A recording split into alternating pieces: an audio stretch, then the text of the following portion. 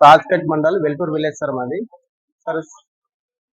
అవినీతికి నిరోధక శాఖ ఆర్టీఏ యాక్ట్ దాని ప్రకారము మేము ఒక కలెక్టర్ గారికి ఒక పిటిషన్ ఇస్తాం సార్, అవినీతి జరిగిందని. దానిపైన మేము ఆర్టీఏ నుంచి మాకు డేట్స్ ఇచ్చిండ్రు, దానికి వెరిఫికేషన్ చేసినాం సార్. వెరిఫికేషన్ అయిన తర్వాత వెల్టూర్ విలేజ్ లో 1,30,00,000 వరకు ఫ్రాడ్ వెళ్ళింది. దాని తర్వాత సిహెచ్ కోనాపూర్ చేసినాం సార్, కోనాపూర్ మండల్లో ఒక 73 లక్షలు సార్.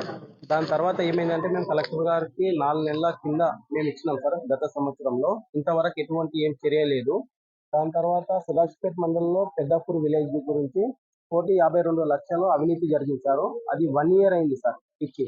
ఇంతవరకు ఎటువంటి చర్యలు తీసుకోలేదు సార్ డిపిఓ గారు.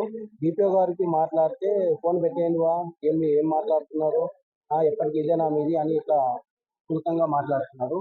నాకు కొద్దిగా బాధ అనిపించింది సార్. ఎందుకంటే ఈ రోజు కలెక్టర్ గారికి డిపిఓ గారి పైననే మొత్తము లేట్ చేస్తున్నాడు, డిలే చేస్తున్నాడు. మాకు డౌట్ ఏంటంటే డిపిఓ గారు ఏదైనా కుంభకాయేమో అని మాకు డౌట్ వచ్చింది.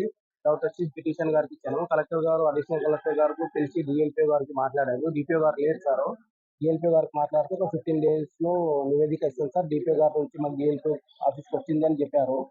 చెప్పిన తర్వాత దాంతో పాటు ఏం చేయాలంటే సార్, ఇప్పుడు ఇది అవినీతి ఇంత జరిగింది కదా, దీనికి మొత్తం ఏమైందో వాళ్ళకు అసలు ఇంత అవినీతి జరిగితే ఏం పట్టించుకోకపోవడం ఏంటి సార్. ఇంత క్లియర్ గా మేము ఇచ్చిన తర్వాత ఇంకా 4 months నుంచి, సంవత్సరాల నుంచి ఇట్లా మీ దగ్గర పెట్టుకుంటే ఇట్లా అవినీతి జరిగిందని క్లియర్ గా ఉంది కదా సార్. గతంలో మామిడిపల్లి విలేజ్ కంది మండలంలో ఇట్లనే ఫ్రాడ్ ఆల్రెడీ 35 లక్షల ఫ్రాడ్ మేము చూస్తే డిపిఓ గారు ఆల్రెడీ ప్రెస్ మీట్ పెట్టేసి 19 లక్షలు చిల్లర వెళ్ళిందని డిపిఓ గారు చెప్పారు. దాని తర్వాత వాళ్ళతోని 3,44,000 చిల్లర ఏదో కట్టించేసేసి చేతులు దులుపుకున్నారు. ఎటువంటి యాక్షన్ లేదు సార్. అది 1 month గురించి చెక్ పవర్ తీసేసారు. మళ్ళా చెక్ పవర్ ఆల్రెడీ ఇచ్చేసిండ్రు. ఆల్రెడీ కలెక్టర్ గారు 3 ఆప్షన్ రాసింది సార్. ఏమైనా చర్యలు తీసుకోండి మీరు, చర్యలు తీసుకుంటే జస్ట్ ఏం చర్యలు తీసుకోకుండా సింపుల్ గా రాసిండ్రు. మీరు కలెక్టర్ గారి దృష్టికి తీసుకెళ్ళారు? ఈ రోజు మేము కలెక్టర్ గారి దృష్టికి తీసుకెళ్ళాం సార్.